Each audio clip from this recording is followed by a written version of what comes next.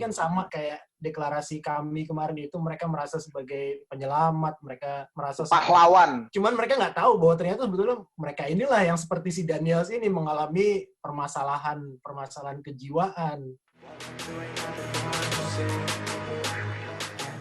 Tercerabut mengutip katanya Bang Putat tadi, dia bukan hanya tercerabut dari rakyat, dia tercerabut dari kekuasaan juga gitu.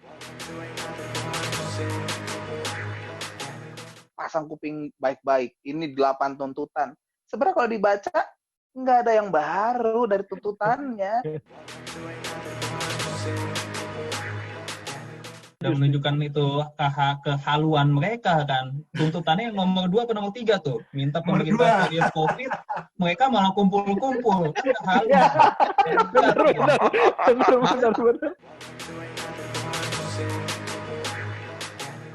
Paling tidak 10 juta view lah untuk memberikan harapan untuk negara ini. Kalau masih cuma 500, mending kita tenggelam aja bersama Atlantis.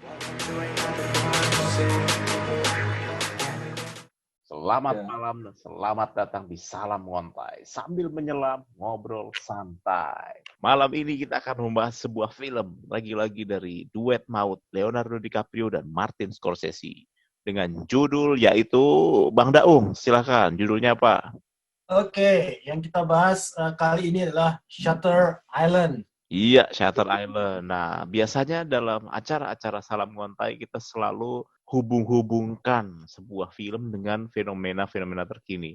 Fenomena apa yang mau kita bahas? Apa, Tanabang, fenomenanya yang mau kita bahas? Kita mau bahas fenomena di Indonesia, yaitu ada baru-baru ini kan sejumlah tokoh deklarasi yang namanya KAMI nih, Koalisi Aksi Menyelamatkan Indonesia. Nah, ini yang kita akan bahas nih kali ini. Nah, kita akan bahas atau akan kita cerca habis-habisan ya. Oh. Mungkin sedikit buat teman-teman yang belum nonton atau sudah lupa ceritanya. Si Leonardo DiCaprio itu jadi orang yang namanya Teddy ya. Teddy siapa? Teddy Daniels. Nah, ceritanya dia lagi naik kapal menuju sebuah rumah sakit jiwa yang ada di suatu pulau untuk mengusut hilangnya seorang pasien yang juga adalah pembunuh. Tapi twist dalam film itu ternyata si Teddy Daniels itu adalah pasien juga di rumah sakit tersebut yang sedang diobati dengan metode yang baru, yaitu role playing. Nah, tapi kalau dari film yang menceritakan tentang delusi atau ilusi atau penyakit kejiwaan, hubungannya apa dengan para tokoh-tokoh Indonesia yang mendeklarasikan Koalisi Aksi Menyelamatkan Indonesia? Mungkin ada yang mau chip in dengan sebuah ini. Boleh, Bang Pete. Oke, makasih kesempatannya, Bang Pete ini. Film ini kolaborasinya DiCaprio sama Scorsese yang ketiga terbaik menurut saya setelah Wolf of Wall Street sama Departed. Wow, memang Bang Daung nih persiapannya begitu matang ya. Selalu.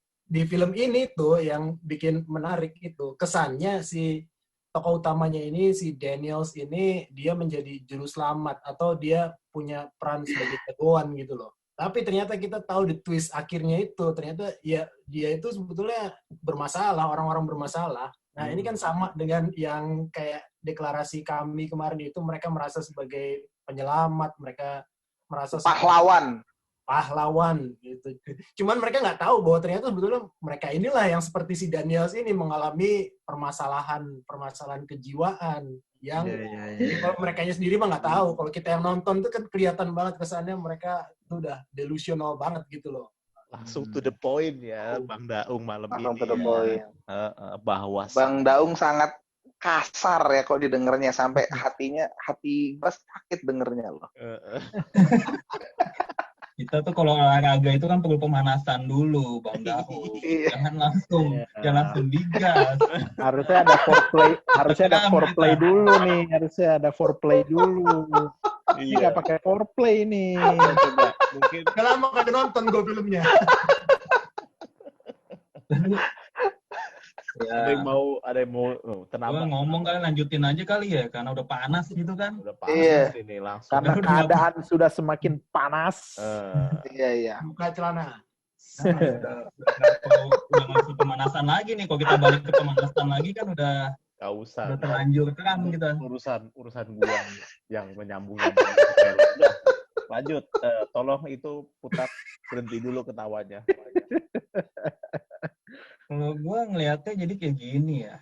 Kalau tadi si Daung bilang bahwa yang deklarasiin kami dia nggak nyadar kalau mereka tuh sebenarnya ada orang bermasalah.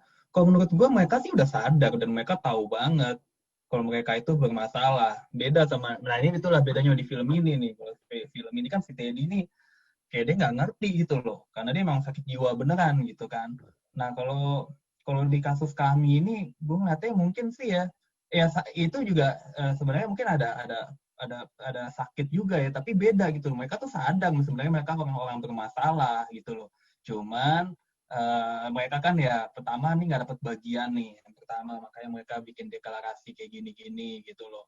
Yang kedua ya lagi-lagi mereka memang manfaatin rakyat ya kan. Rakyat. Kenapa? Memanfaatkan rakyat yang belum bisa pinter membaca situasi gitu, membaca keadaan gitu. Jadi gampang, rakyat itu kan masih gampang gitu loh dibuai sama kata-kata demi menyelamatkan gitu kan. Jadi orang-orang yang mengklaim bahwa mereka nih ingin menyelamatkan gini, rakyat tuh langsung cepet deh kebuai gitu. Apalagi yang udah benci sama rezim misalkan gitu, sama pemerintah saat ini, pasti langsung kemakan gitu. Padahal kan sekali lagi kita itu jangan pernah sekali-sekali cepat percaya sama orang-orang yang mengklaim bahwa dirinya adalah sebagai penyelamat, karena biasanya orang-orang itu justru adalah orang yang bermasalah seperti itu. Gue boleh nggak berpendapat?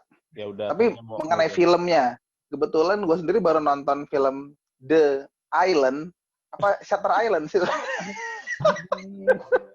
Aduh. Ya bukan bener. Aduh, Bang Putat. Kebetulan gue baru nonton Shutter Island baru hari ini gitu ya. Dan yang membedakan sama waktu gue nonton Parasite, kalau nonton Parasite gue berada di ujung tempat duduk kayak wah ada apa lagi nih gitu, on the edge gitu. Tapi kalau nonton ini gue malah di paling belakang karena gue ketakutan. Ini filmnya serem banget kalau menurut gue. Depresi gitu. Emang ada ini ya, ada aroma-aroma horor dan depresi ya, bener-bener kelam. Iya, ya, kelam. Meninggalkan jejak yang nggak enak gitu di kepala. Ini cuma cerita sedikit sih, mengenai film itu. Tapi tadi mau lanjutin yang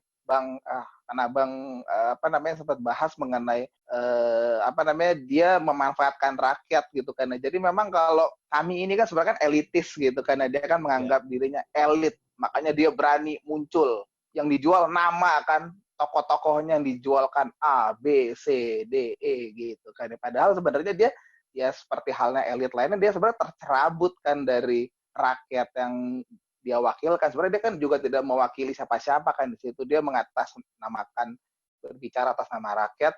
Padahal dia sebenarnya juga nggak ada kaitannya dengan siapa yang dia sedang bela gitu. Jadi memang ini sih setuju tadi yang dibilang sama Bang Daung atau Bang Tanabang. Memang ini cuman ini aja dia karena ditinggalkan karena nggak dapat kue, lalu dia mau mencoba berisik lah.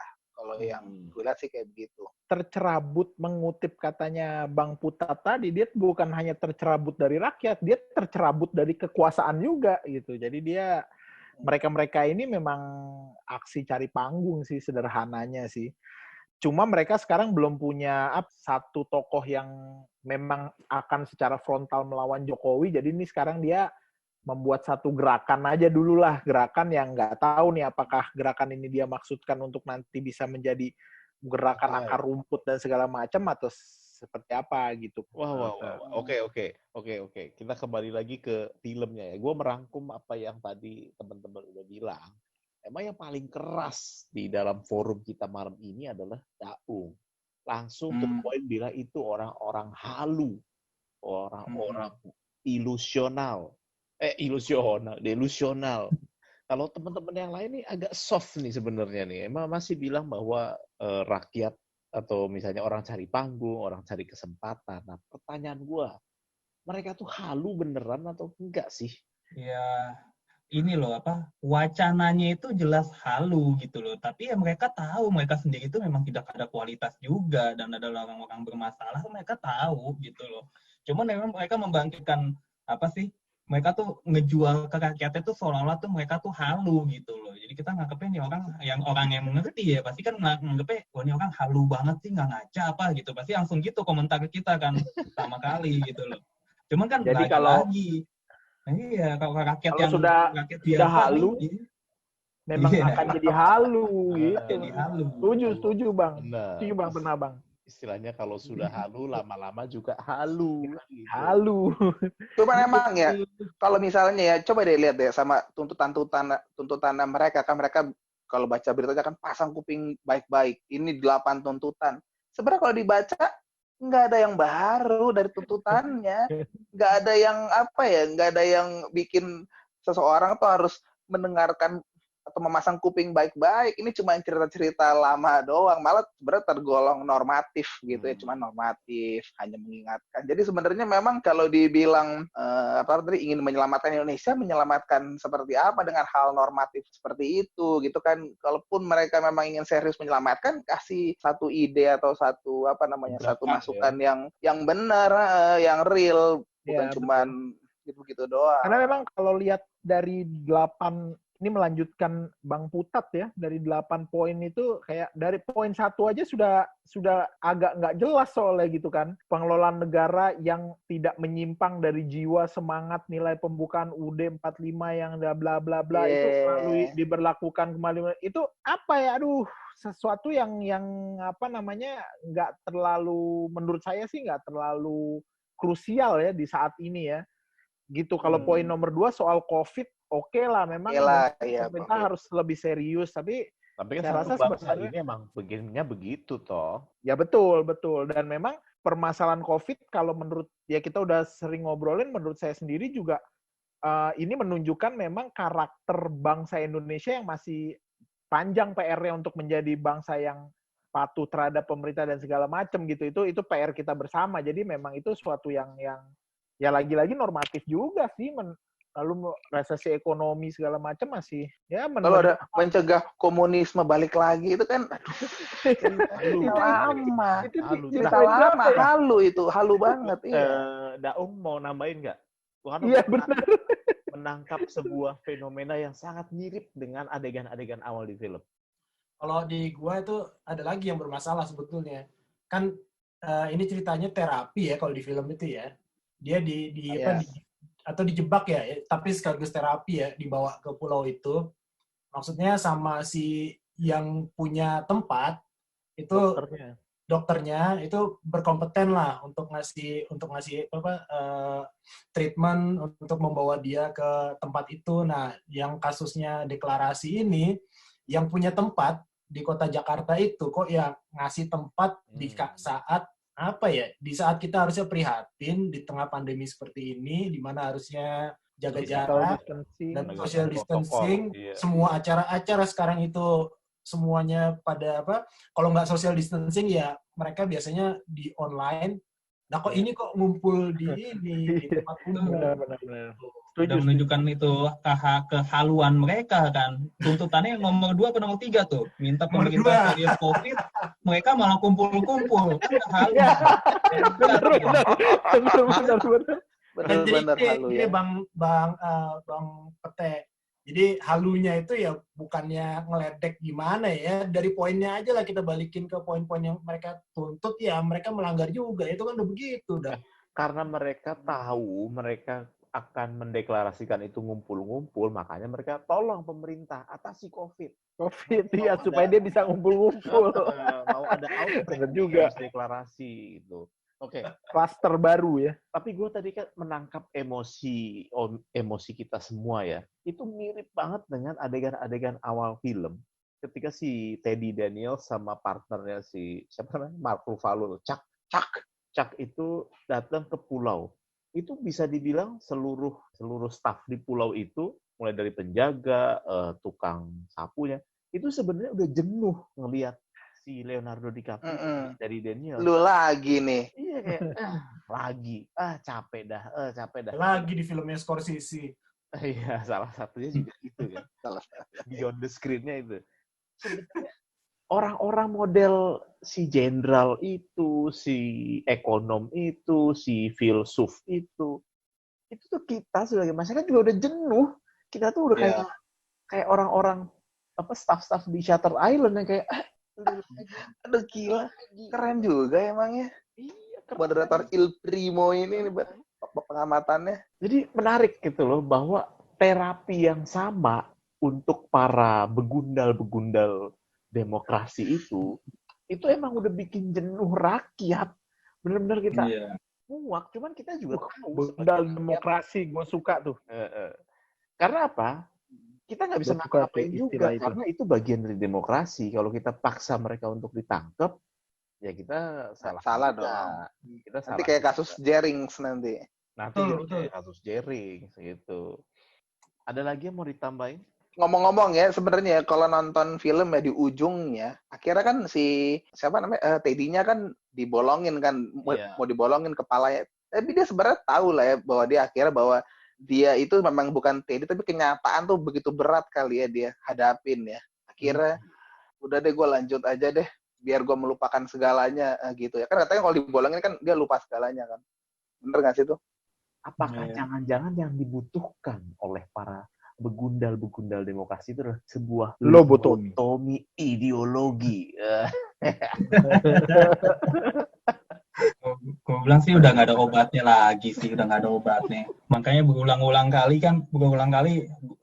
gue pengen menekankan bahwa demokrasi itu kan selera pasar kan. Jadi pasar ini yang menentukan kita mau mengarah kemana. Makanya kenapa gue concern banget sama pendidikan politik ke rakyat gitu. Karena memang rakyatnya harus pintar kalau memang kita mau maju. Kalau nggak bisa gitu loh. Karena ya akan tergantung suara mayoritas kan gitu loh. Milihnya kemana nih? Kalau kita mayoritas masih belum bisa paham gitu, belum bisa kritis gitu ya. Kita kan milihnya yang kayak gini-gini itu dapat panggung gitu loh. Orang-orang halu ini dapat panggung gitu kan. Jadi kalau kita udah tahu, kita udah mengerti apa yang kita mau, apa yang penting buat kita gitu ya.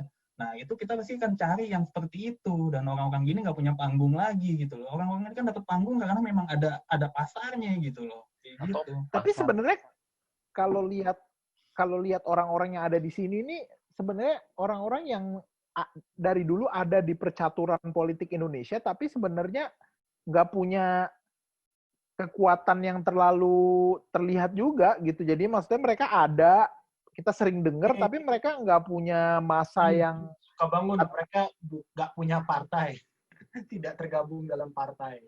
Ya makanya apakah ini mereka jadikan suatu milestone untuk membuat partai mungkin gitu kan? Bisa. Nah, kalau memang iya berarti kuncinya seperti yang Tenabang tadi bilang, kuncinya bagaimana pasarnya melihat ini gitu kan. Jadi ya kalau misalnya gue tarik lagi ke dalam film, kan tadi kita bicara tentang betapa ada tokoh-tokoh di Indonesia ini yang lagi bikin gerakan, itu kita vonis lah, halu, jelas halu. Karena apa? Tuntutannya itu normatif. Seluruh bangsa Indonesia juga mau apa yang mereka tuntut. Nggak usah bikin gerakan. Bener nggak? Iya. Ini kan cuma aksi cari panggung, aksi orang-orang halu. Makanya kondisi mereka mirip dengan di film ketika masyarakat pun, contohnya kita tuh udah jenuh lah dengan aksi-aksi mereka. Satu hal lagi yang ternyata menarik ketika akhirnya Leonardo DiCaprio pilih jalan lobotomi untuk menghilangkan memorinya atau segala macam, gue lupa. Jangan-jangan yang perlu dilobotomi itu bukan para tokoh-tokoh gerakan itu, tapi sebenarnya perlu dilobotomi itu masyarakat Indonesia. Iya. Ya bisa. Kita tuh harus di-reset otaknya. Karena kan betul. Di episode yang lalu kita udah ambil kesimpulan kan bahwa ini kembali kepada pilihan rakyat gitu loh, pada publik yang pegang kendali sebenarnya. Cuman entah kenapa publik itu tidak bisa mengendalikan nasibnya sendiri. Kalau gua sendiri sih ngeliat lobotomi ya, terutama kayak karena case-nya kan nyambung di film itu, karena memang itu kan khusus gitu kan, dilakukan kepada pasien kan atau prisoner yang ini kan yang gimana sih, terlalu sulit dikontrol ya, atau sulit menerima kenyataan kan. Jadi memang kalau memang siapa yang perlu dilobotomi itu menurut gua sih memang orang yang halu. Kalau case-nya masyarakat itu harus dengan dibikin pinter. Itu mungkin dua hal yang berbeda ya. Kalau yang satu kan di reset agar tidak makin gila gitu. Kalau masyarakat kita sih sebenarnya bukan gila juga sih, hanya agak blow on aja, sehingga solusinya dengan dibikin pinter. Kalau menurut gua. Jangan-jangan kita yang perlu dilobotomi juga. Atau kita yang perlu dilobotomi. Kita berlima ini kita jangan perlu dilobotomi. Jangan-jangan kita halu. Iya. Jangan-jangan orang-orang di gerakan kami itu orang-orang baik semua gitu. Kita yang halu gitu kan. Kita di Iya. ya jadi kalau kita melihat dari perspektif yang lain gitu ya, meskipun kalau kita hubungkan sama film tadi, orang-orang udah bosen dengan role play-nya si Leonardo, tapi karena dia ada di rumah sakit jiwa, memang yaitu sesuatu yang sebenarnya dalam tanda kutip lumrah terjadi di situ gitu kan. Itu memang mekanisme yang berjalan di sana. Sama dengan kita udah bosen dengan tingkahnya para politisi ini, tetapi itu memang suatu hal yang lumrah terjadi di dalam negara kita yang memang sistem politiknya demokrasi yang memungkinkan untuk hal itu gitu. Jadi memang ini sesuatu yang membosankan, tetapi kita tetap butuh kecerdasan untuk melihat dari segala sisi seperti itu. Tapi memang ini sangat membosankan gitu. Tapi kalau gue sih sekali lagi mungkin ya kalau udah mau konklusi nih ya, kembali lagi pada rakyat ini memang lagi-lagi gue menyoroti rakyat lah, karena memang kuncinya di situ gitu loh. Jadi misalkan kita lihat nih, rakyat kan harus ngerti gitu apa yang penting. Dan salah satunya yang gue bilang juga bahwa emang pemberantasan korupsi itu penting gitu loh. Nah orang-orang halu ini kan juga pasti teriak-teriaknya, iya gue mau basmi korupsi, gue mau gini-gini, tapi kan basi gitu loh. Kenapa? Rakyat tuh harus lebih kritis lagi tuh loh, harus nuntut, ya lu mau basmi korupsi ini gimana gitu loh. Dan mereka tuh juga orang-orang halu ini kan biasanya cuma berani, ya gue mau bantas korupsi, udah selesai. Gitu, berhenti di situ gitu. Mereka nggak berani. Retorika ya. Ya, mereka tuh nggak berani kasih indikator yang konkret tuh apa gitu loh. Nah, selama mereka nggak kasih indikator yang konkret gitu, menurut gue sih ya itu mah basi aja. Yang konkret itu maksudnya gini ya, gue mau transparansi total nih tentang konsensi sumber daya alam kita. Jadi semua proyek nih, konsensi ini dibikin transparan, semua orang bisa lihat gitu loh, yang tender berapa nawarnya, pembagiannya berapa, larinya kemana aja, segala macam itu dibuka terang benderang. Nah itu baru menurut gue pahlawan gitu loh. Kalau cuma teriak-teriak, gue mau basmi korupsi doang nih, kayak gini-gini ya, gitu, walaupun mau jenderal atau mau apa juga, aduh, menurut gue sih ya, tetap aja kurang patriot gitu, karena bagi gue bullshit gitu loh. Yang penting tuh kalau dia berani sesuatu yang konkret gitu ya, terus kalau nggak tercapai ya udah, lu bisa ganti gue, baru itu menurut gue itu baru bisa dibilang ya ini boleh lah nih, ini beda nih, ini patriot nih benar-benar gitu loh. Ya benar tadi kata Tenabang. Kalau misalnya ditanya gitu ya visi misinya apa atau aksi konkretnya apa, terus dia tidak jawab, apa bedanya dengan orang yang kita bicarain di episode lalu? Visi misi saya rahasia. Pas akhirnya dibuka, menggabungkan visi misi Jokowi dan Rudi gitu kan. Apa bedanya lah? Itu namanya badut teriak badut sebenarnya. Benar. Daung. Oke, kalau saya balik lagi ke filmnya ya, atau ke behind the scene lah. Sejago-jagonya Leonardo DiCaprio bermain sebagai orang halu, itu akhirnya nggak dapet juga kok Oscar-nya. Dia beberapa kali main di filmnya Scorsese itu dapat nominasi Best Actor, tapi nggak menang-menang. Baru dapat menang itu setelah ganti sutradara Alejandro Iñárritu. Ya mungkin orang-orang yang halu-halu ini juga mereka butuh ada perubahan angin rezim kali baru dapat kesempatan. Sekarang kayaknya nggak bakal dapat traksi yang skala nasional gitu loh. Tetap terlihat sebagai orang-orang halu aja kalau buat gue mah. Halu, tapi ya sudah menjadi keseharian kita sebenarnya ya. Ya kita mau nggak mau ya harus apa ya? Harus terbiasa ngelihat orang-orang kayak gini. Oke, Putat. Udah ngantuk. Ya, ini menyimbolkan betapa lelah. Bukannya tadi udah konklusi tadi? Belum ya? Lu belum. Udah nih gue tambahin deh. Kalau gue sih melihatnya ya berkaca dari jas merah. Jangan sekali-sekali merupakan sejarah berdarah. Enggak, jas merah. Tambahin sendiri. Bahwa yang kalau memang tujuannya ingin perubahan, ingin mencapai sesuatu yang lebih baik, kayaknya hampir nggak ada perubahan yang dimulai secara elitis gitu, karena yang perubahan yang dimulai oleh sesuatu yang berada di atas, yang terpisah dari dengan realita yang sebenarnya gitu. Jadi masyarakat kalau melihat itu harus jeli ya. Selain dia harus pinter dan harus jeli juga nih sebenarnya yang bicara nih siapa dan apa yang dia sampaikan gitu ya. Kalau memang nggak menarik atau nggak ada yang jelas ya sebenarnya dianggap angin lalu aja. Jangan diberikan perhatian yang terlalu banyak lah terhadap orang-orang yang halu yang berusaha mencari panggung yang mau kembali lagi gitu. Apa yang terjadi kalau orang-orang halu ini dapat traction di masyarakat? Menurut kalian apa yang akan terjadi? Apakah kita harus waspada atau seperti biasa aja gitu? Gini aja Bang Pete, mereka ini kalau sampai dapat traction ya, mereka nggak akan memperbaiki kondisi yang ada sekarang. Bahkan ada kecenderungan mereka ya konservatif aja. Ya, tadi seperti dibilang Bang Tenabang, mereka bilangnya mau berantas korupsi, tapi ya setelah mereka masuk ya karena kita tahu mereka nggak ada visi apapun untuk pemberantasan korupsi ya mereka akhirnya gitu-gitu doang, nggak ada perbaikan. Dan rata-rata memang pemerintahan sih sebenarnya orang-orangnya, ya nggak sih? Iya betul. Said Didu, ada beberapa. Refli Harun. Ya maksudnya bukan organik mereka berkarir di pemerintahan Ya, gitu loh. Karena mereka direkrut aja. Rizal Ramli itu pernah jadi menteri loh. Iya, tapi kan bukan organik dari dalam sebagai orang pemerintah. Gatot kan kagak kan? Ya Gatot aja sih paling. Nah, jadi emang sebenarnya ini orang-orang yang sudah pernah di dalam pemerintahan, tapi kenyataannya tidak mengubah apapun gitu loh. Iya. Abang biasanya punya unek-unek kalau ngomongin bahayanya kalau orang-orang halu dapat traction. Ya jelas bahaya lah karena gimana ya? Yang pasti nggak akan ada perubahan apa-apa. Jadi apa yang mereka deklarasiin itu akhirnya pas kalau mereka dapat kedudukan atau apapun itu juga akhirnya sama aja atau malah bisa lebih buruk gitu loh. Melihat dari track record mereka, terus bagaimana mereka mencari dukungan dengan cara-cara menyebarkan ketakutan lah di masyarakat, terus benar-benar memanfaatkan kebodohan masyarakat lah gitulah. Contohnya satu juga gue lupa ya, satu juga pernah kan komentar tuh bahwa kok sekarang kita nggak boleh sih gara-gara yang COVID kemarin kok nggak boleh kita ibadah di masjid sih ya, komentar gitu kan. Mau dibuka. Iya, itu kan pengen banget memanfaatkan kebodohan suatu kelompok masyarakat gitu loh, benar-benar dimanfaatin banget gitu loh. Padahal kan dia ngomong begitu berdasarkan apa gitu loh. Kalau dia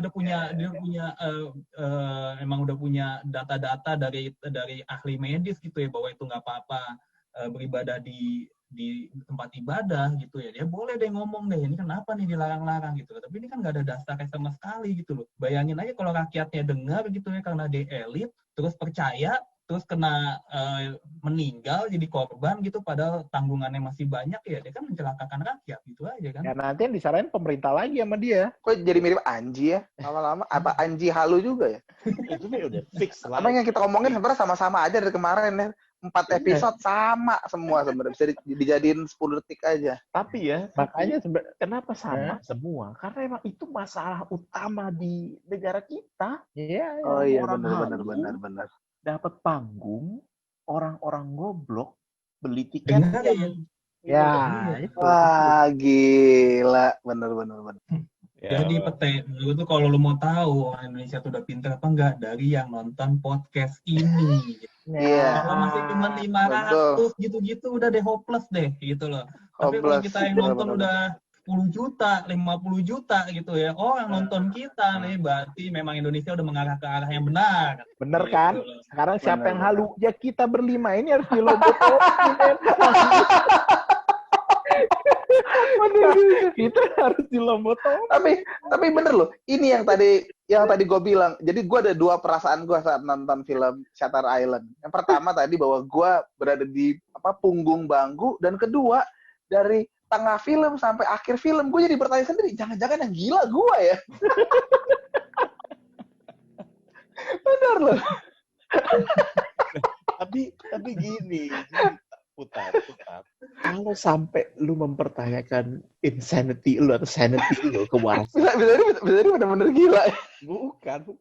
Itu kan karena lu terpancing dengan actingnya Leonardo DiCaprio, plotnya film itu kan. Nah, ketika kita berlima ini meragukan diri kita halu atau enggak, itu karena kita terpancing dengan actingnya para elit halu itu. Ya bener juga.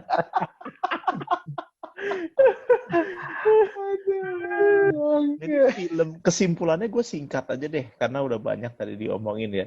Film Shutter Island itu adalah sebuah karya yang tepat untuk menggambarkan fenomena elit-elit halu di Indonesia. Iya, keren. Oke, demikian kesimpulan episode kali ini. Dan ingat para pendengar, pesan dari kami adalah 1, jangan ikutan gila. Hanya karena melihat tingkah laku para elit-elit itu, Anda ini pendengar-pendengar kami yang pintar, yang tercerahkan, please jangan ikutan gila. Itu aja pesannya, hanya 1. Terima kasih. Mantap. Jangan lupa subscribe. Jangan lupa subscribe dan tekan lonceng. Dan like. Ya betul.